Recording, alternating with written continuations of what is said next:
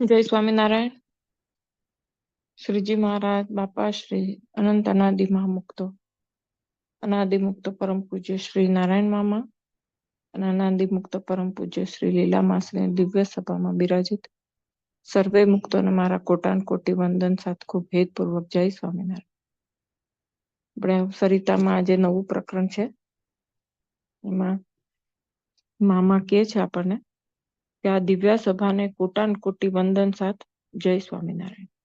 એ મામા હંમેશા આપણને શીખવાડતા કે કોઈ પણ સભામાં આપણે પેલા બોલવાની શરૂઆત કરીએ તો મહારાજ અને મુક્તોને પ્રથમ યાદ કરવાના.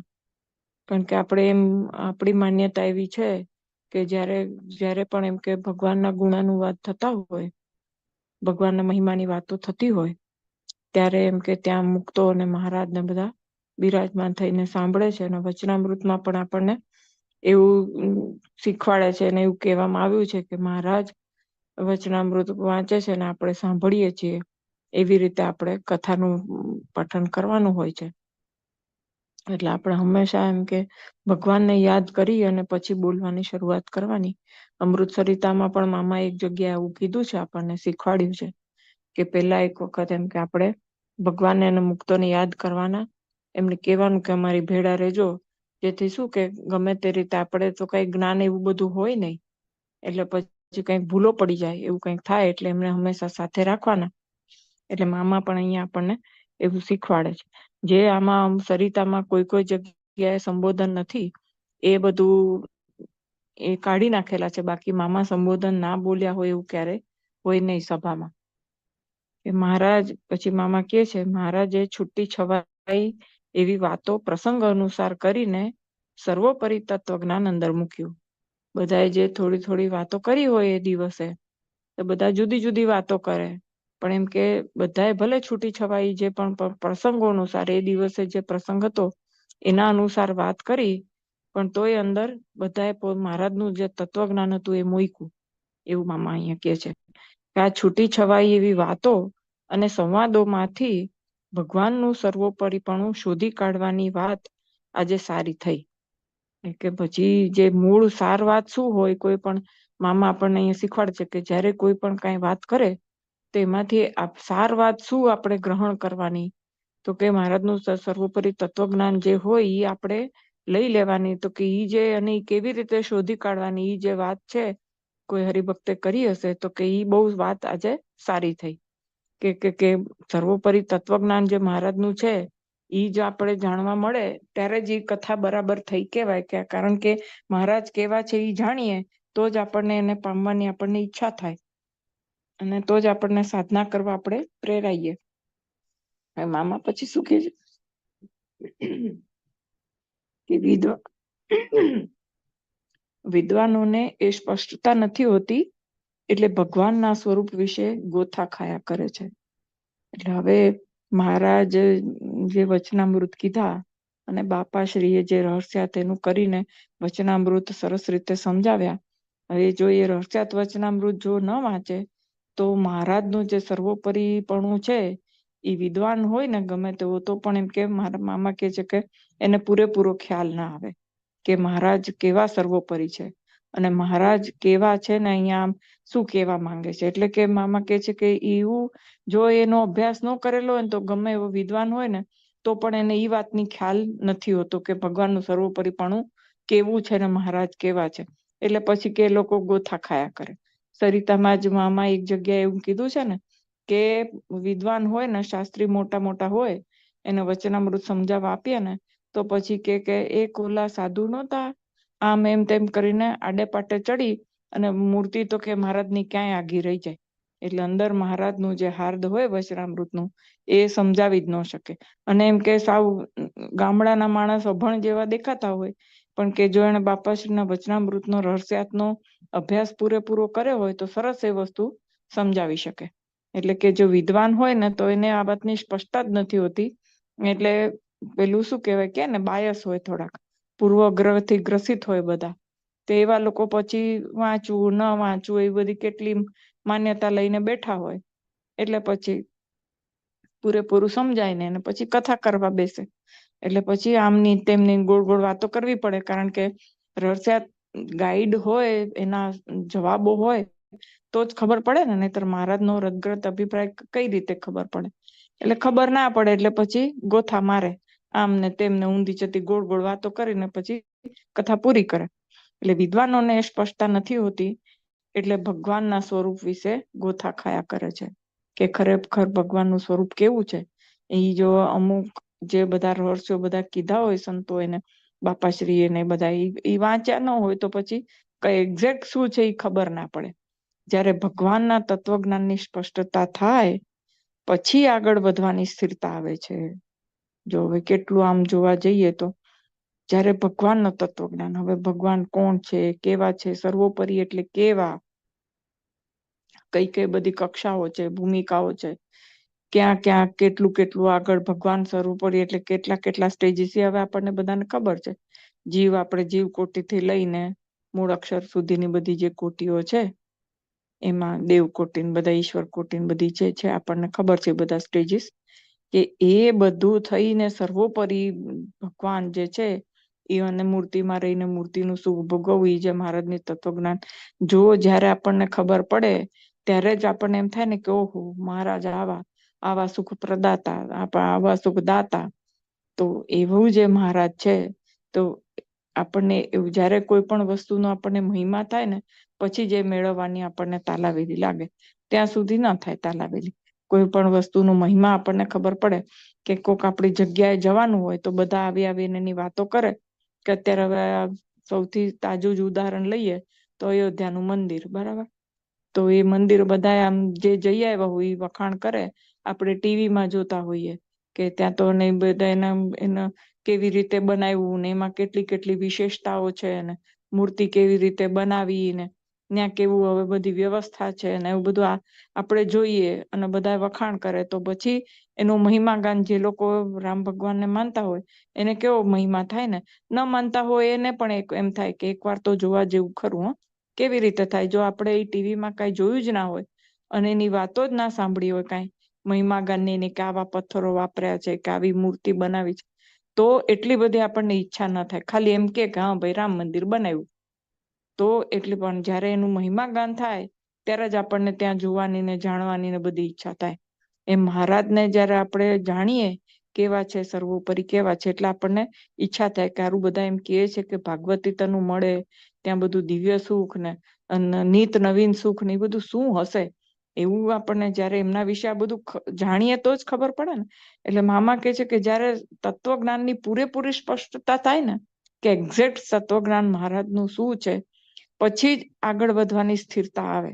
એટલે આગળ વધવાની જે આપણે કે ને કે તાલાવેલી લાગે, કે આપણે ખરેખર એમાં મંડી પડીએ, કે ખરા અર્થમાં આપણે સાધના કરીએ, એની સાધના કરવાની જે વાત છે એ ત્યારે જ થાય કે જ્યારે આપણે પૂરેપૂરું મહારાજ કેવા છે એ જ્ઞાને કરીને આપણને ખબર પડે, પછી જ એને મેળવવાની. નહીતર શું થાય કે થોડીક વખત આપણને એમ કે એટલે આ પૂરેપૂરું જો સ્પષ્ટતા ના હોય તો એમ થાય કે માળા ફેરવી લઉં, ધ્યાન કરી લઉં, કીર્તન ભક્તિ કરી લઉં, આ કરી લઉં. એટલે કે ને કે સાધનામાં સ્થિરતા ના આવે. ઘડીકમાં આ કરવાનું થાય, ઘડીક પાછું મુકાય જાય, કઈ અંદર જે ઉત્સાહ અને ઉમંગ થવો જોઈએ, ઉમળકો જે ઈ ન થાય. એ થોડીક વખત કરીએ બધા કહે એટલે વળી પાછું મુકાઈ જવાય. એનો જે મહિમા છે, સાધનાનો મહિમા, ઈ આપણને ના થાય. એટલે કે જો ભગવાનને આપણે ઓળખીએ તો એની સ્પષ્ટતા થાય બરાબર પૂરેપૂરી, પછી જ આપણને આગળ વધવાની. એટલે આપણે જે અત્યારે છીએ, આપણે જે આધ્યાત્મિકતામાં આપણે છીએ, ત્યાંથી આગળ વધવું. આપણને એમ થાય ને કે આ ભાઈ ધ્યાન કરવું તો મહારાજ જેવા છે એવા મને ઓળખાય. કોઈ મહારાજ આટલા બધા વખાણ કરે છે, બધા આટલા બધા મહારાજમાં બધી બધા ગુણો ને બધું મહારાજમાંથી જ પ્રગટ થાય છે, બધું જ જે જ્ઞાન છે. તો ઈ મહારાજ કેવા છે એ જયારે આપણને ખબર પડે એવું થાય ત્યારે જ આપણે ખરા અર્થમાં આપણે સાધના પથ પર આગળ વધવાનું આપણી શરૂ થાય. એટલે પછી મામા કહે છે કે ભગવાનને સર્વોપરી સમજવા માટે આ જુદી જુદી કક્ષા, જુદી જુદી ભૂમિકાઓ મૂકી દેવી જોઈએ. એ માત્ર ચર્ચા અને સંવાદોનો વિષય છે. ચર્ચા કર્યા પછી અનુભવ થાય ત્યારે નાસ્તિકપણું મટે, એટલે કે શંકા કુશંકા ત્યારે જ ટળે. એટલે શરૂઆતમાં સ્પષ્ટતા કરી દીધી. કે એક વખત બાપા એ કે છે ને કે પેલા બધું જે સાચું શું છે ને ખોટું શું છે ને એ બધું જાણી લેવાનું, પછી ખોટાને તો મૂકવાનું જ છે પણ સાચું છે એ નહીં મૂકી દેવાનું છે. એટલે આ બધી ભૂમિકાઓ કક્ષાઓ બધી મામા કે છે કે એક વખત કે કોક સાથે આપણે મહારાજને સર્વોપરી સમજાવવા હોય તો એના માટે ચર્ચા કરવી હોય તો બરાબર છે કે આપણે બધું જાણી લીધેલું હોય, કે કોકને સમજાવવા માટે કે જયારે આપણે કોકને સત્સંગ કરાવવો હોય ત્યારે એ બધું જરૂરી તો ખરું જ ને, કારણ કે નહીતર સર્વોપરી સમજાવીએ કેવી રીતે. એટલે જયારે એમ કે એ બધું કોક સાથે ચર્ચા કરવી હોય, કોક સાથે સંવાદ કરવો હોય કે તમે જે કહો છો એ આમ છે ને અમે જે કહીએ છીએ આમ છે, એટલે તમારી કક્ષા કરતા અમારી કક્ષા આવી રીતે જ્ઞાને કરીને આપણે કોકને કન્વિન્સ તો કરવા જ પડે ને. જયારે કોક આપણને પ્રશ્ન પૂછે કે અથવા તો આપણે કોકને સમજાવવું હોય તો આપણે એમ કહેવાય ને કે ભાઈ વૈકુંઠ એટલે અહીંયા આમ છે ને, ગોલોક એટલે આમ છે ને, કે કૈલાશ એટલે આમ છે ને, એ જે બધું અને અમારું અક્ષરધામ એટલે આમ છે. જયારે આપણે એ બધું તત્વજ્ઞાને કરીને માણસને સમજાવીએ, કન્વિન્સિંગ આન્સર એને સંતોષપૂર્વક એને સંતોષ થાય એવી રીતે તો જવાબ આપવા જ પડે. તો જયારે એવી રીતે જવાબ આપવા માટે આ બધું જ્ઞાન પેલા આપણને તો હોવું જોઈએ ને. 5મા ધોરણનો છોકરો હોય એ પેલા ધોરણના છોકરાને સમજાવી શકે, પણ 10મા ધોરણના છોકરાને ન સમજાવી શકે, કારણ કે એ ભણ્યો નથી એ વસ્તુ. એટલે જે વસ્તુનું જ્ઞાન જ ન હોય એ વસ્તુ તમે સમજાવી ના શકો. બહુ તો 5મા ધોરણનો છોકરો શું કહી શકે કે 10મા ધોરણનું છે ને એ બહુ ઊંચું, એ જ્ઞાન બહુ ઊંચું, 12મા ધોરણનું જ્ઞાન બહુ ઊંચું, એટલું એ બોલી શકે, એનાથી વિશેષ ના બોલી શકે. કારણ કે બીજું પણ જયારે 12મા ધોરણનો છોકરો હોય એને પેલા ધોરણના છોકરાને સમજાવવું હોય તો કેટલું બધું ડિટેલમાં એ બધું સમજાવી શકે ને, કારણ કે એ બધું ભણી ચૂક્યો છે, અનુભવમાં છે એનામાં. એવી રીતે મામા કે છે કે આ જયારે કોકને સમજાવવું હોય ત્યાં સુધી બરાબર છે, પણ પછી કે બધી જ્યાં સાધના પથ પર આપણે જવું હોય ત્યારે એક લક્ષ્ય શું હોવું જોઈએ તો કે મૂર્તિ. કારણ કે પછી એ બધું મૂકી દેવું જોઈએ, એ બધું પછી યાદ રાખવાની જરૂર નથી. હા, એના વિશેનું જ્ઞાન હોવું જરૂરી છે કે આ શું છે ને કેમ છે, નહીતર તો કે ક્યાંક ભરાઈ પડીએ તો. એટલે એમ કે જ્ઞાન તો જરૂરી જ છે, એટલે કે એના વિશે પણ પછી એ બધું મૂકી દેવું જોઈએ. અને જયારે આપણને ખરેખરું એના વિશેનું જ્ઞાન થઈ જાય ને અને આપણને ખબર પડે ત્યારે જ ખરા અર્થમાં નાસ્તિક પણ ટળે છે. બાપા કે છે ને કે જયારે અનુભવ થાય ત્યારે નાસ્તિકપણું મટે, બાકી તો બધા એમ કે થોડા બધાને નાસ્તિકપણું તો હોય, છૂપું નાસ્તિકપણું બાપા કે છે ને. એટલે અનુભવ ના થાય ત્યાં સુધી છૂપું નાસ્તિકપણું હોય અને ક્યાંક ને ક્યાંક શંકા કુશંકા થયા કરે. જરા કંઈક પરિસ્થિતિ આવે તો આપણું મન ચલાયમાન થઈ જાય પાછું. એટલે કે એવું આમાં અહીંયા કે છે કે જો મુક્ત પુરુષ જો આવું કેતા હોય તો એ શંકાને કોઈ સ્થાન જ ના હોય ને. આપણને એમ થાય કે ના મારું તો ક્યારેય ચલાયમાન ન થાય, સાવ ખોટી વાત. આપણે હવે હજી પરિસ્થિતિમાં આવ્યા નથી એટલે આપણને એવું લાગે છે. એટલે ભાઈ કે છે ને કે મનમાં રહીને બધી સાધના કરતા હોય એને એમ લાગ્યા કરે કે હું ક્રોધે જીતી ગયો ને, કામે જીતી ગયો ને, લોભ મોહ બધું મારથી જીતાઈ ગયું છે. પણ જયારે સમાજમાં લોકોની વચ્ચે રહીએ ત્યારે ખબર પડે કે ક્રોધ જીતાણો કે નહીં. એમ આપણને જો હજી પરિસ્થિતિ ના આવી હોય ત્યાં સુધી આપણને એમ લાગે કે મારે તો દ્રઢતા બહુ છે. પણ મામા શું કે છે કે અનુભવ ન થાય ત્યાં સુધી તો નાસ્તિકપણું મળતું જ નથી. એટલે આપણે વિચાર કરી લેવાનો કે શું હજી આપણને આ બધાનો અનુભવ થઈ ગયો છે પૂરેપૂરો. મહારાજનું જે તત્વજ્ઞાન છે તો જો એ તત્વજ્ઞાનનો અનુભવ થઈ ગયો હોય તો એનો અર્થ એ છે કે આપણે સાધનામાં સ્થિરતા છે અને આપણે સાધના જે પ્રમાણે કરવી જોઈએ એ પ્રમાણે કરીએ છીએ. તો જો સાચા અર્થમાં આપણે સાધના કરતા હોઈએ તો ધીમે ધીમે આગળ વધેલા આપણને એટલે આપણે આપણી જાતને લાગવા જોઈએ કે આપણને મહારાજની મૂર્તિ આપણને પાકી થતી હોવી જોઈએ, એમાંથી સુખ આવતું હોવું જોઈએ. જો એ બધું કાંઈ થતું નથી તો આપણે વિચારવું પડે કે આપણી ક્યાં ભૂલ થઈ રહી છે, કે કેમ આ વસ્તુ નથી થતી. આપણે બાકી બધું જો કહેવાય છે એ પ્રમાણે તો હું કરું છું છતાં પણ કેમ. એટલે અહીંયા મામા એ જ કહેવા માંગે છે કે જ્યાં સુધી આ બધું કઈ ચર્ચા તો કરીએ પણ પછી અનુભવમાં લેવું પડે એ બધી વસ્તુ. બાકી કે આ બધી વસ્તુ જે છે ચૈતન્ય ભૂમિકાઓ કક્ષાઓ એ બધી તો કે કોકને સમજાવવા પૂરતું બરાબર છે. એટલે બાપા એ કીધું જ છે કે બધું પછી તો વિચારી જ દેવાનું છે. એટલે મામા કે છે એટલે શરૂઆતમાં જ આ સ્પષ્ટતા કરી દીધી કે જે બધું છે એ જ્યારે ત્યાં સુધી નાસ્તિકપણું મટે નહીં. પછી મહારાજ શું કે છે મામા કે મહારાજે પહેલું વચનામૃત અખંડ સ્મૃતિનું કહ્યું કે જે છેલ્લું લેવું જોઈતું હતું. આમ કેમ કર્યું? કારણ કે મારા વચનામૃતમાં શું આવે? તો કે વચનામૃતમાં બધું આવે કે એક સાધકે શું કરવાનું ઈ જ આવે છે ને વચનામૃત, કે આપણે ક્રોધ કેમ જીતવો, લોભ કેમ જીતવો, ઈર્ષા કરવી તો કઈ ટાઈપની ઈર્ષા કરવી, કેવી રીતે આપણે ભગવાનને ભજવા. તો ઈ જ બધું છે ને, કે આપણો આસુરી વૃત્તિ આપણામાં હોય તો ઈ કેવી રીતે નીકળે, સાત્વિક અહંકાર ને ઈ બધું છે ઈ કેવી રીતે કાઢવો, ઈ હોય તો શું થાય, ન હોય તો શું થાય. એ બધું એવા પ્રશ્નોના જે છે, કારણ કે એ બધું આપણે મુકતા જયારે આપણું ચૈતન્ય નિર્મળ થાય, ત્યારે આપણું ચૈતન્ય નિર્મળ થાય ત્યારે એના પછી ભગવાનની મૂર્તિનું આપણને અખંડ અનુસંધાન રહીએ ને. પણ એમ કે ઈ પેલા કરવું જોઈએ, છતાં પણ મામા કે કેમ મહારાજ આવું કર્યું. આપણે કોઈ દિવસ મહારાજનું કઈ કેમ આમ કર્યું મામા કે છે ને, એ પ્રશ્ન જ ન હોય. એ તો બધું જે કરતા હોય બરાબર જ કરતા હોય.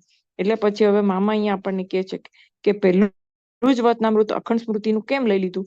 તો કે હવે પૂર્ણ પુરુષોત્તમ ભગવાન એમ જણાવે છે કે 272 વચનામૃતની ફળશ્રુતિ અખંડ સ્મૃતિ છે. જયારે આપણે 272 વચનામૃતનો પૂરેપૂરો અભ્યાસ કરી લઈએ, તો એ જેમ એમાં કીધું હોય એ પ્રમાણે આપણે કરતા જઈએ, તો અખંડ સ્મૃતિમાં ભગવાનની અખંડ સ્મૃતિ આપણને રહેવા લાગે. એટલે કે એની ફળશ્રુતિ છે. એટલે કે એટલા માટે પેલા જ કહી દીધું કે તમારે અખંડ સ્મૃતિ ભગવાનની કરી અને પછી આ બધું કરવાનું. કારણ કે જે મુદ્દો છે, કારણ કે આપણે જો હવે એમ કોક વચનામૃત વાંચતા કામ કાઢવા માંડે ને, ક્રોધ કાઢવા માંડે, મોહ કાઢવા, તો એમાં ને એમાં રહી જાય. કારણ કે એમાં તો કઈ કે મામા કે છે કે એક સ્વભાવ ને એક ગુણ કાઢતા તો 9 નેજા પાણી ઉતરે. એટલે કે એમ કઈ ગુણ ને એ બધું આપણે સ્વભાવ પ્રકૃતિ આપણે જીતી શકાય? એમ ના જીતી શકાય. પણ એમ કે શું કરવાનું? તો કે આ બધું મારે શેના માટે કરવાનું છે? તો કે મહારાજને રાજી કરવા અને મહારાજની અખંડ સ્મૃતિ રહે મને, એટલા માટે મારે આ બધું કરવાનું છે. વચનામૃતમાં જે બધું કીધું છે, તો કે આ બધું કરવા માટે મહારાજની સ્મૃતિ કરતા એ બધું કરવાનું છે. અને મહારાજની સ્મૃતિ મારે અખંડ રહેવી જોઈએ. ઈ વસ્તુને આપણે ભૂલવાની નથી. એટલે મહારાજે મામા કે છે કે સૌથી પહેલું વચનામૃતિ લીધું, કે આ જે અખંડ સ્મૃતિ છે, એટલે આપણે કાર્યમય ન થઈ જઈએ. કારણ કે જે મૂળ કારણ છે મહારાજનું મૂર્તિ, ઈ મૂળ કારણ આપણે ભૂલી ના જઈએ અને આપણે હાથમાંથી જતું ના રહીએ.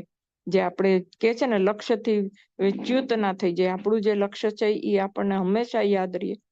એટલા માટે આપણે કે છે કે મહારાજે સૌથી પહેલું વચનામૃત આ મૂકી દીધું, અખંડ સ્મૃતિ. તો કે છે કે એ બધામાંથી તેનો અભ્યાસ કરતા છેવટે અખંડ સ્મૃતિ એની ફળશ્રુતિ થવી જોઈએ. આપણે બધા વચનામૃતોનો અભ્યાસ કરીએ, એ બધું વચનામૃત વાંચવું ને એ બધું શેના માટે કરવાનું છે? કે આપણે આ બધું કથા વાંચન ને એ બધું શેના માટે કરવાનું?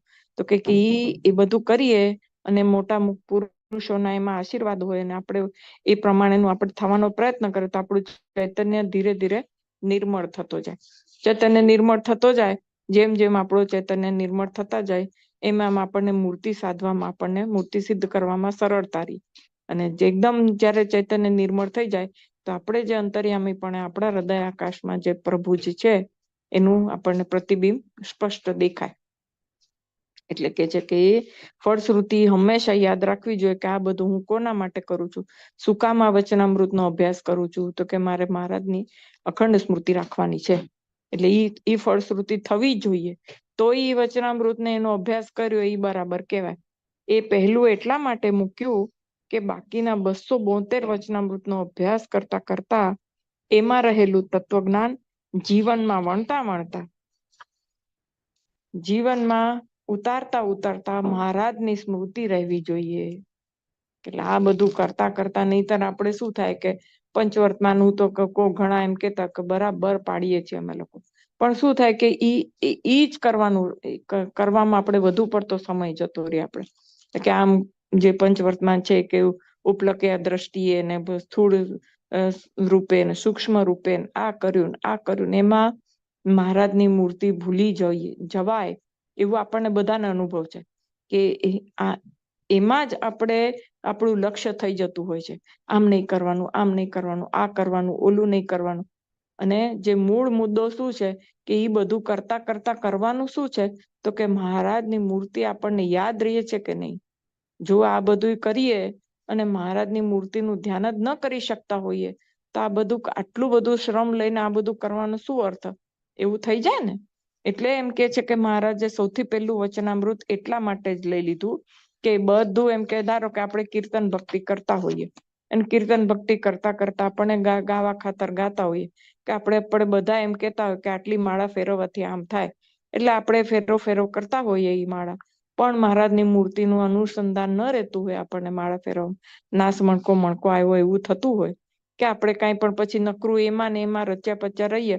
આપણે ઘણી જગ્યાએ એવું જોઈએ છીએ અત્યારે, આપણે ત્યાગાશ્રમ હોય કે ગૃહસ્થાશ્રમ હોય કે આપણે એવી રીતના કઈ ક્લાસિફિકેશન નથી કરવું, પણ આપણે ઘણી જગ્યાએ જોઈએ છીએ કે લોકો પછી એમાં ને એમાં નાવું ધોવું આ તે એમાં ને એમાં વધારે પડતા રચ્યા પચ્યા છે. એમાં ભગવાનની સ્મૃતિ તો ક્યાં આપણને દેખાય જ નહીં.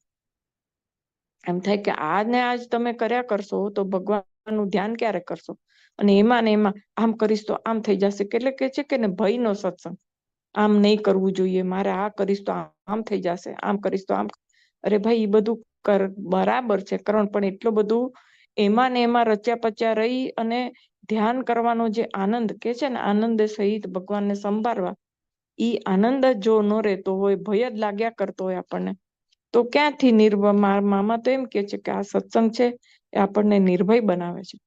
આમ થઈ જશે તો કાળી બિલાડી ઉતરી તો મને અપસુકન થઈ ગયા, આમ થઈ ગયું તો આમ, આજે મારાથી 5 માળાની જગ્યાએ 4 માળા થઈ ગઈ, અને આજે ઉતાવળું આમ થઈ ગયું.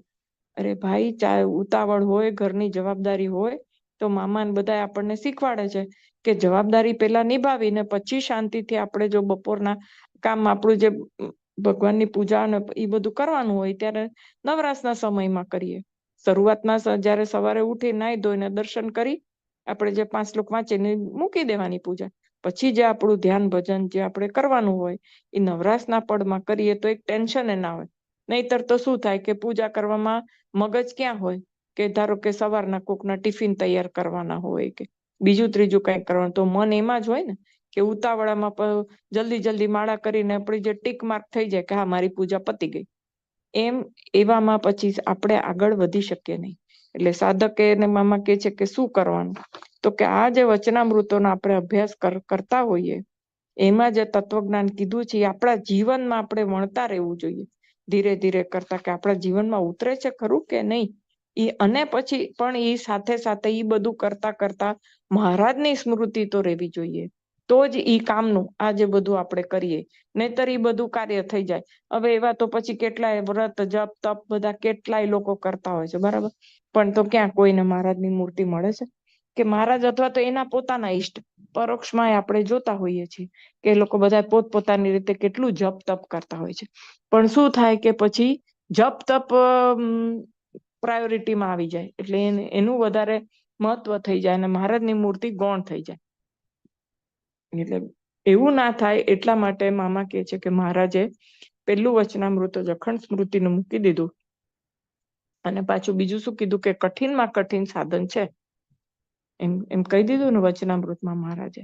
પણ એમ કે ઈ કઠિનમાં કઠિન છે, પણ એ બધું આ બધું કરશું આપણે, એના જે બધા વચનામૃતમાં જે બધું કીધું છે એ કરતા કરતા આપણે જો અખંડ સ્મૃતિ રાખવાનો પ્રયત્ન કરતા રહેશું તો આપણું ચિત્ત છે એ નિર્મળ થશે, અને નિર્મળ થઈને પછી આપણને મહારાજની મૂર્તિ છે એ સાધવામાં આપણને સ્થિરતા આવશે. આ રીતે વચનામૃતનો અભ્યાસ કરાય તો અભ્યાસ કર્યો કહેવાય, નહીતર કર્યો ન કર્યા જેવું થયું. એટલે કે બધા સંતો કહે છે ને કે કીર્તન ગાઈએ તો ભગવાનની સ્મૃતિ સહિત ગાય તો ગાયું તો ગાયા બરાબર કહેવાય, નહીતર તો ન ગાયા જેવું. એટલે એમ કે જ્યારે કોઈ પણ અભ્યાસ હોય કે જો આપણે મહારાજની સ્મૃતિ સહિત કરીએ, એટલે શરૂઆતમાં કે છે ને કે આપણને બધું વચનામૃતમાં કેમ કીધું છે, મહારાજ અહીંયા બેઠા હતા, મહારાજે આ વસ્ત્રો પહેર્યા હતા, કે આવી રીતે હાથમાં ફૂલ રમાડતા હતા, કે લીંબુ આંખે અડાડતા હતા, સવારનો સમય હતો, અડધી રાતનો સમય હતો, બપોર, બધાનું વર્ણન આવે છે ને. શું કામ?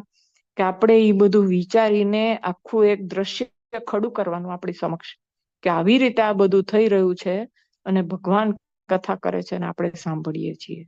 એવું પેલા આખું જે છે, એટલે અને હવે બધા એમાં પછી ફટાફટ વાંચી જાય તો તમે આપણે જે ભગવાન જે આપણને સમજાવવા માંગે છે કે સૌથી પહેલા આ કરો, આપણે ઝડપથી વાંચી જઈએ તો કેવી રીતે થાય?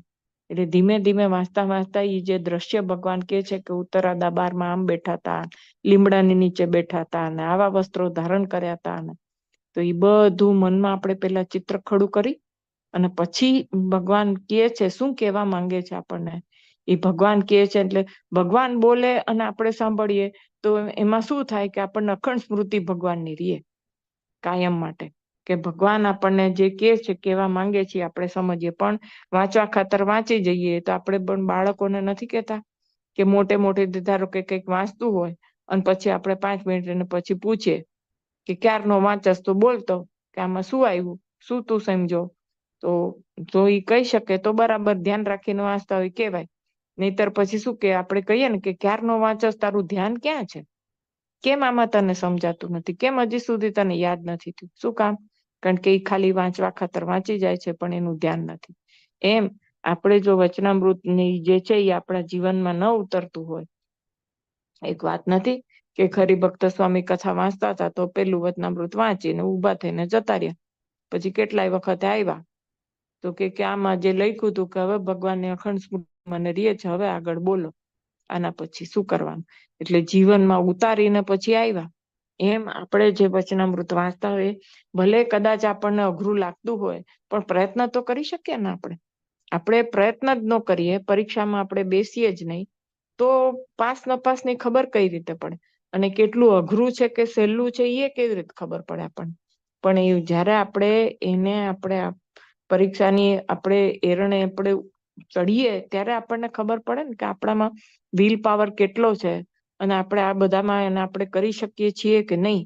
એ બધું જ્યારે થાય ત્યારે આપણે ભગવાન સાધના પથ પર આપણે આગળ વધી શકીએ, નહીતર તો ઠેર ના ઠેર રહીએ. પછી આપણને એમ થાય કે સાલું આખી જિંદગી હું બરાબર રહું છું પણ કેમ થતું નથી? જેમ બાળક એમ કે ને કે 4 કલાક સુધી મેં વાંચ્યું પણ મને કેમ યાદ નથી થતું? પણ વાંચતા વાંચતા નજર બધે ફેર ફરતી હોય, ક્યાંક મનમાં કંઈક બીજા વિચારો ચાલતા હોય, તો એક લક્ષ્ય ન થતું હોય તો પછી કેમ એને યાદ રહી અને સમજાય કેવી રીતે? એમ આપણું પણ એવું છે કે જો આ બધા વચનામૃત ને બધું વાંચી લે, મારે રોજ કથા કરવી, એમ કરીને આપણે કથા કરીને વાંચી લીધા. આજે તો નાના હતા ને તો 3 વચનામૃત વાંચી લીધા, આમ કરી લીધું, તેમ સરિતા વાંચી લીધી, સાગર વાંચી લીધું. મારે તો રોજ 5 પુસ્તક વાંચવાના નિયમ. વાંચે સારી વસ્તુ છે, વાંચવા બી જોઈએ. મહારાજે કીધું છે કે કથા તો રોજ કરવાની, પણ કથા કેવી રીતે કરવાની એ મુક્ત અહીંયા આપણને શીખવાડે છે કે એમાં જે અંદર આ શબ્દો આવે છે એ શબ્દો આપણે એના વિશે વિચારતા રહેવાનું, એમાં આપણા જીવનમાં એને ઉતારતા જવાનું, અને એ ઉતારતા ઉતારતા મહારાજની સ્મૃતિ તો પાછી રહેવી જ જોઈએ. એ આપણા મગજમાં રહેવું જોઈએ કે આ બધું હું શેના માટે કરું છું? તો કે મને મહારાજની મૂર્તિનું અખંડ અનુસંધાન રહીએ એના માટે હું આ બધું કરું છું. એટલે પછી મામા શું કે છે, માટે પહેલા અખંડ સ્મૃતિનું વચનામૃત મૂકી દીધું કે ભગવાનની કથા વાર્તા કરતા કરતા, એનું મનન ચિંતન કરતા કરતા, એને સમજતા સમજતા સાથે મહારાજની સ્મૃતિ રહેવી અનિવાર્ય છે. એ નિવારી શકાય એવું જ નથી. આ વસ્તુ જે છે એ કરીએ તો એ મહારાજની સ્મૃતિ રહેવી જ જોઈએ. જો ન રહેતી હોય તો ફરીથી વાંચવાનું.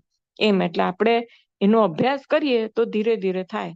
એટલે જે આપણને તો મહારાજ એમ બધા કેવું શીખવાડી દીધું છે, મહારાજ કથા વાંચે છે અને હું સાંભળું છું, એવી રીતે આપણે એટલે મહારાજ સતત બોલતા હોય એવું અનુસંધાન રહીએ ને આપણને. એટલે આ બધા મુક્તો આપણને કે આપણે અત્યારે એમ કેતા આપણે એમ વિચારીએ કે આ બધું મામા બોલે છે ને આપણે સાંભળીએ છીએ, મામાએ આવી બધી વાતો કરી છે, તો મામાનું અનુસંધાન રહીએ તો સાથે સાથે મહારાજનું રહીએ, કારણ કે મામા ભેળા મહારાજ તો અખંડ બિરાજતા જ હોય. આ અખંડ સ્મૃતિ રાખવી એ કઠિનમાં કઠિન સાધન છે. અઘરું તો છે જ, કારણ કે અનંત જન્મથી આપણે કરતા આવ્યા છીએ. શું કરતા આવ્યા છીએ? તો કે બાહ્ય વૃત્તિ, અંતવૃત્તિ કરી નથી. આ જે વસ્તુ છે મહારાજનું અખંડ સ્મરણ કરવાની આપણે અભ્યાસ પાડ્યો જ નથી, પ્રયત્ન એ નથી કર્યા, એટલે તો હજી અહીંયા છીએ ને. જો એ બધું કર્યું હોય તો એનાથી આગળ આપણે વધતા હોઈએ. હજી તો આપણને એમ લાગે છે કે સાધના પથ પર આપણે આગળ વધીએ છીએ કે ત્યાં ના ત્યાં ઠેર ના ઠેર છીએ, કારણ કે જ્યાં સુધી આપણને કોઈ જાતનો અનુભવ ન થાય ત્યાં સુધી આપણને કોઈ જ ખબર પડતી નથી. એટલે એમ કે છે કે આ કઠિનમાં કઠિન, હવે મહારાજ એમ કેતા હોય કે અખંડ સ્મૃતિ રાખવી એ કઠિનમાં કઠિન સાધન છે, તો એ ખરેખર કઠિન જ હોય ને. એટલે એમ કે છે કે બીજું બધું હવે ધારો કે એમ કે મારે ક્રોધ નથી કરવો, આ નથી કરવું, તો એ બધુંય થઈ શકે. કારણ કે એ આપણે એમ કે ચાલો ગમે એટલું થશે તો પરિસ્થિતિ આવશે તો હું ક્રોધ નહીં કરું, પણ અખંડ સ્મૃતિ રાખવી એ સૌથી કઠણમાં કઠણ સાધનમાં મહારાજ કે છે. કઠિનમાં કઠિન. શ્રી કૃષ્ણ ભગવાને ટચલી આંગળીએ ગોવર્ધન તોડ્યો. રામ ભક્તરાજ હનુમાનજી પર્વત લઈને ઉડ્યા. આ ઘણું જ કઠિન કામ છે, કે આ કઈ શક્ય વસ્તુ નથી, એમ કે અશક્ય વસ્તુ છે એકદમ જ, પણ એથી એ કઠિન. આ જે આપણને અશક્ય લાગતી વસ્તુ છે એનાથી પણ કઠણ વસ્તુ છે ઈ આ છે. પછી જ્યારે આ બધી જ કોટીઓ એટલે કે કક્ષાઓમાં ક્યાંય પ્રલોભન ન થાય અને એક ભગવાનમાં અખંડ સ્મૃતિ રહે, એ કઠિનમાં કઠિન સાધન છે. હવે અત્યારે આપણે જેમ જેમ જ્ઞાન થતું જાય ને કે આ બધી કક્ષાઓ ને એ બધું, એટલે આપણને પછી એમાં જ રમ્યા કરવાનું મન થઈ જાય, કે આપણને શું થાય કે ઓહો, તો પછી આ જ્ઞાન કેમ છે. સાચી વસ્તુ ઈ જ છે કે જ્ઞાન ચક્ષુ જયારે આપણે ખુલે, અજ્ઞાન અવિદ્યાના આવરણો ત્યારે જ ટળે, જ્ઞાન ચક્ષુ ખુલે ત્યારે. પણ એ જ્ઞાન લેવામાં આપણે ખાલી જ્ઞાન જ લેતા લેતા આપણે જેમ કે કોક ડોક્ટર નું ભણતો હોય અને ભણ્યા જ કરે અને પછી પરીક્ષા આપીને ડિગ્રી જ ન લે, તો એનું લક્ષ્ય શું છે, તો કે માંદા માણસની સેવા કરવી. એક ડોક્ટરનું લક્ષ્ય શું હોય, તો હવે ઈ ખાલી ડોક્ટરનું ભણ્યા જ કરે, ભણ્યા તો એનો શું ફાયદો, શું કોઈને શું ફાયદો કે એને શું ફાયદો, ન એમાંથી એને આવક થાય કે ન કોઈને માંદાને એનો લાભ મળે, ખાલી ભણ્યા જ કરે. એ પરીક્ષા આપી અને સર્ટિફિકેટ લે પછી એને લાયક ગણાય ને કે હા ભાઈ હવે તમે ડોક્ટર ને તમે માંદાની સેવા કરો. એમ આપણે જો આ બધું એનું તત્વજ્ઞાન લીધા જ કરીએ જ્ઞાન, કારણ કે એ તો કેટલું અગાધ અને ઊંડું છે, એટલે નથી લેવાનું એમ નથી, પણ એનો અર્થ મામા અહીંયા એમ કે છે કે જયારે એ બધું ખબર પડે આ બધી કક્ષાઓ, પછી એ મૂકી દેવી જોઈએ. ખાલી એનું જ્ઞાન એક વખત લઈ લેવું જોઈએ આપણે. પછી અને ઈ શેના માટે, તો કે જયારે કોકને સમજાવવું હોય, આપણને બી ખબર પડવી જોઈએ કે મહારાજ કેટલા મહાન છે અને કેટલા મોટા છે. ઈ એના પૂરતું બરાબર છે. પછી તો શું કરવાનું, તો કે મહારાજને સંભાળવાનું. હવે ખબર પડી ગઈ કે મહારાજ એટલા આટલા સર્વોપરી અને એની નીચે આટલી બધી કક્ષાઓ અને ભૂમિકાઓ બધું છે, એના ઉપર સર્વોપરી મહારાજ છે. કારણ કે જો એવી રીતે જ્ઞાન ન હોય ને તો શું થાય કે બુદ્ધ ભગવાનને મામા કે છે ને કે નિર્વાળ પામ્યા, તો પછી એને ખબર પડી કે ઓહો હજી આગળ છે, તો કે મહાનિર્વાણ પામ્યા. પછી તો પણ પાછું એના ભક્તોને એમ કીધું કે તમે ત્યાં મહાનિર્વાણને પામો તોય તમારે ત્યાં અટકવાનું નથી, આગળ છે આગળ. શું કામ, કારણ કે એના આગળથી એને ખબર નહોતી કે આનાથી પણ આગળ છે. જયારે એ જગ્યાએ પહોંચ્યા ત્યારે છેક ખબર પડી કે હજી તો આનાથી પણ આગળ ચાલવાનું છે. એટલે આપણને તો છેક છેલ્લું ખબર જ છે કે ધારો કે મારે આણંદ થી અમદાવાદ જવું છે, તો મને ખબર જ છે કે અમદાવાદ જવું છે. પણ જેને રસ્તો જ ના ખબર હોય તો એ એક ગામ પહોંચે તો એમ થાય કે ઓ નડિયાદ પહોંચી ગયું, તો એમ થાય કે ઓ નડિયાદ થી તો હજી આગળ જવાનું છે. પછી મેમદાવાદ પહોંચે તો કે ના ભાઈ મેમદાવાદ થી આગળ છે, મેમદાવાદ પછી કઈ અમદાવાદ નથી, પછી ખેડા તો નથી એમ. એટલે જ્યાં સુધી રસ્તો મને ખબર જ હોય તો મારે શું કરવાનું કે નડિયાદ આવ્યું, હા હશે આ તો રસ્તામાં નડિયાદ આવા બધા આવ્યા કરે, પણ મારે તો શું છે કે અમદાવાદ જવું છે. પણ જેને અમદાવાદની ખબર જ ના હોય, આગળ જતા જાય ત્યારે એને ખબર પડે કે હો હજી તો છે આગળ, હજી બીજું ગામ છે, ત્રીજું ગામ છે. એમ આપણે તો પૂરેપૂરી ખબર છે, તો હવે પછી શું કરવાનું, એક વખત ખબર પડી ગઈ કે મારા સર્વોપરી છે, તો પછી એને પામવાના જે રસ્તા હોય એ જ અપનાવો ને, બાકી બધું હવે ધીરે ધીરે ભૂલી જવાનું હોય. એટલે આપણે ઈ રસ્તે આગળ અમદાવાદ જ્યાં સુધી ના આવે ત્યાં સુધી રસ્તે ચાલવું જ પડે કે નહીં. એટલે અખંડ સ્મૃતિ ભગવાને કીધી કે કઠિનમાં કઠિન સાધન છે અને એના જેવી બીજી કોઈ પ્રાપ્તિ નથી. મારા વચનામૃતમાં કહી દીધું છે. તો એક વખત આપણને ખબર, એક વખત જાણી લેવાનું કે આ બધું સર્વોપરી શું છે ને કેવી રીતે છે, પણ પછી જાણી લીધા પછી એમાં જ ગૂંચવાયા કરવાનું કે આમાં મહારાજે આમ કીધું છે, ના કક્ષા એટલે આમ, ના કક્ષા એટલે આમ, ને વૈકુંઠ ધામમાં આમ છે, ને ગોલકધામમાં આમ છે, ને પ્રધાન પુરુષ આમ, ને મૂળ પુરુષ આમ, ને મૂળ અક્ષર આમ, ને એમાં જ રચા પૈચા રહીએ તો ભગવાનની અખંડ સ્મૃતિ રહે નહીં. એટલે કે છે જ્ઞાન જાણી લેવું પણ એનો અનુભવ ના થાય ત્યાં સુધી નાસ્તિક પણ નથી જતું. બે વસ્તુ છે પાછી. પણ એમ કે આપણું જે લક્ષ્ય શું છે, તો કે મહારાજની અખંડ સ્મૃતિ કરવી, ઈ આપણું લક્ષ્ય છે. કે આ બધું ધારો કે આ લોકમાં એમ કે કઠિનમાં કઠિન કહેવાતા અશક્ય લાગતા કાર્યો પણ આપણે જો એમ કે બધા કરી દેતા હોય એનાથી પણ, કારણ કે આ બધા શું છે કે શરીરના ને એવા બધા, પણ મનને તમારે કરવું, કંટ્રોલ કરવું, એ સૌથી કઠણમાં કઠણ સાધન છે. એટલે જો એકવાર એ થઈ ગયું તો એનાથી બીજી કોઈ વિશેષ પ્રાપ્તિ જ નથી. આપણું મન આપણા કહ્યામાં રહીએ ને તો એ સૌથી મોટી વાત કહેવાય. પણ આપણે તો ન વિચારવાનું, આપણે ગમે ત્યારે બીજા વિચારોમાં ક્યારે સરી પડીએ છીએ ને એ આપણને ખબર નથી પડતી. એટલે એ કઠિનમાં કઠિન સાથ કે એ કર્યો રામ ભક્તરાજ અનુભવ, તો એથી એ કઠિનમાં કઠિન આ છે. પછી જયારે આ બધી જ કોટીઓમાં ક્યાંય પ્રલોભન ન થાય અને એક ભગવાનમાં અખંડ સ્મૃતિ રહે, એ કઠિનમાં કઠિન સાધન છે. બ્રહ્માનંદ સ્વામી કેટલાય બ્રહ્માંડોને નીચે ઉતારી દેવા હતા. આપણે એમનું બાળપણનું આપણને ચરિત્ર ખબર છે કે હિંચકામાં બેઠા હતા ત્યારે એક બાજુ સૂર્ય ને એક બાજુ ચંદ્ર ને વચ્ચે તારાઓનું ઝુમખું લઈને રમવા બેઠા હતા. એટલે એ આપણને ચરિત્ર બધાને ખબર છે. તો કે એવા કેટલાય બ્રહ્માંડોને પોતે નીચે લાવી દે, તો બાળપણનું ચરિત્ર. પછી કે છે ને કે અત્યારની તો મારી જે છે સામર્થ્ય એનું તો કોઈ પાર પામાય એવું નથી. તો કે એવા હતા બ્રહ્માનંદ સ્વામી. તો એવા હતા તો યોગેશ્વર શ્રી કૃષ્ણે ટચલી આંગળીએ ગોવર્ધન તોડ્યું, એમાં શું વિશેષ? બ્રહ્માનંદ સ્વામી જેવા બ્રહ્માનંદ સ્વામી જે મહારાજના સેવક કહેવાય, ઈ આવું કરી શકતા હતા, બ્રહ્માંડો નીચે લાવી શકતા હતા. આ તો ભાઈ પૃથ્વી પરનો પર્વત એમણે ઉપર ઊંચો કર્યો. કઠિનમાં કઠિન સાધન આ છે કે પરમાત્મામાં અખંડ સ્મૃતિ રહે. કે અવતાર પોતે અવતાર થઈને આવ્યા હતા તો સામર્થ્ય તો બતાવી શકે, એમાં શું. એમ કે બ્રહ્માનંદ સ્વામી જેવા એવું એનાથી વિશેષ સામર્થ્ય બતાવતા હતા. પણ કે એનાથી પણ એ બધાથી વિશેષ શું, તો કે અખંડ સ્મૃતિ રાખવી એ સૌથી વિશેષ છે. કઠિનમાં કઠિન આ છે પરમાત્મામાં અખંડ સ્મૃતિ રહે. બાપા એમ કહ્યું છે કે અખંડ સ્મૃતિ રહેતા રહેતા માઇક વૃત્તિ દિવ્ય થઈ જાય છે. આપણી જે આ બધી અહીંયા આ લોકમાં જે બધી વૃત્તિઓ છે ને, બધા જાતિ ફરતી હોય છે ને, બધી ફેલાયેલી હોય છે, એ જો આપણને મહારાજની અખંડ સ્મૃતિ, કારણ કે મહારાજ પોતે દિવ્ય સ્વરૂપ છે, એનું નામ દિવ્ય સ્વરૂપ, એમાં આપણે રહીએ તો આપણે પછી જે આપણી વૃત્તિ દિવ્ય થઈ જ જાય ને. જે રૂપ આપણે થવાનો પ્રયત્ન કરીએ એ રૂપ જ થઈ જઈએ પછી. તો મહારાજ પોતે દિવ્ય, એટલે આપણે પણ દિવ્ય થઈ જઈએ. અને એ અખંડ સ્મૃતિનું દિવ્ય સુખમાં રૂપાંતર થાય છે.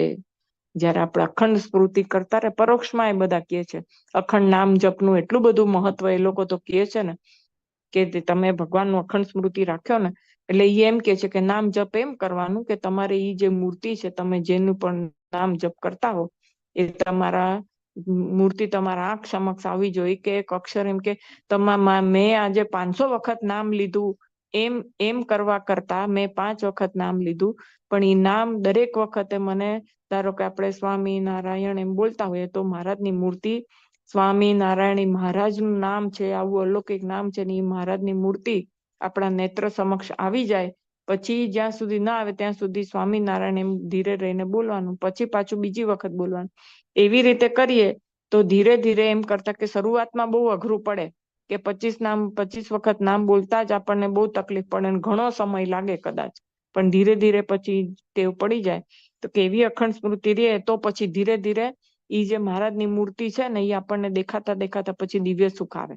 તો પછી એ દિવ્ય સુખમાં આપણે રૂપાંતર થઈ જાય, એવું મામા અહીંયા આપણને કહે છે. અખંડ સ્મૃતિનું સૌથી વધારે જોર આપણને અહીંયા મહારાજે કીધું છે, બધા બીજા મામાએ કીધું છે, અને બીજા લોકો પણ આપણને પરોક્ષમાં એ ઘણા સમજાવતા હોય છે. હવે સમય થઈ ગયો છે, બધું વધુ આપણે આવતી વખતે લેશું.